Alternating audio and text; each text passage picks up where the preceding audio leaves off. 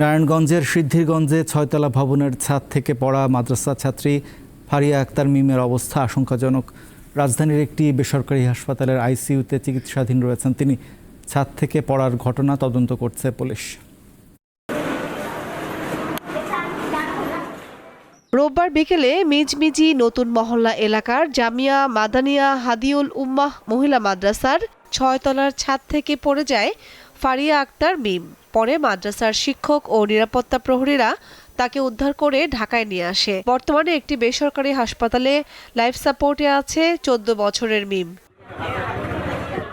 মাদ্রাসার নিরাপত্তা প্রহরী জানান, ছাদ থেকে পড়ে যাওয়ার শব্দ শুনে দুই ভবনের মাঝ থেকে কিশোরীকে উদ্ধার করা হয়, কিন্তু কিভাবে ছাদ থেকে নিচে পড়ে গেল তা বলতে পারছে না কেউই। তখন আমি অবস্থানে দৌড়ে নেমে নিচে যাই, ছাত্রীরা উদ্ধার করে মেডিকেল কি উপরতে পড়ছে, অনেকে পলান লেগে পড়ছে না, হ্যাঁ বলতে পারছি আমি চাই। ভবনের ছাদের উঁচু দেয়াল ও লোহার রেলিং থাকার পরও কিভাবে ওই ছাত্রী ছাদ থেকে নিচে পড়ে গেল, বিষয়টি নিয়ে স্থানীয়দের মধ্যে চাঞ্চল্যের সৃষ্টি হয়েছে।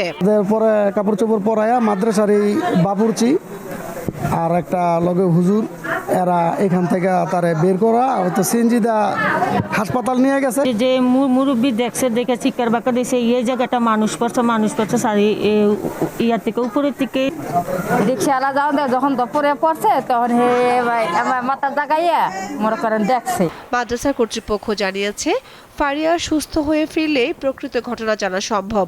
বড় ম্যাডাম বলছে যে মেয়েরা দুপুরের পরে মন খারাপ ছিল, দেখছে, তারপরে বড় ম্যাডামের কাছে শোয়াই ছিল মেয়েটারে, বলছে যে রেস্টের সময়টা আমার কাছে থাকো। 5:45টার দিকে ম্যাডামের যখন উঠে বাথরুমে গেছে তখন আপনার ওই মেয়েটা উঠে গেছে। বিষয়টি তদন্তে কাজ করছে পুলিশ। সিসি ফুটেজ ওখান থেকে আমরা নিয়েছি, আমরা পর্যবেক্ষণ করতেছি। পর্যন্ত এই সংক্রান্তে কেউ অভিযোগ থানায় আসেনি, যেহেতু তার ভিকটিমের মা আত্মীয় স্বজন এখনো হসপিটালে, তারা চিকিৎসা কাজে ব্যস্ত থাকায় এখনো কেউ থানায় আসেনি। এ বিষয়ে এখনো কোনো মামলা করেনি শিশুটির পরিবার। দীপ্ত, বার্তা কক্ষ।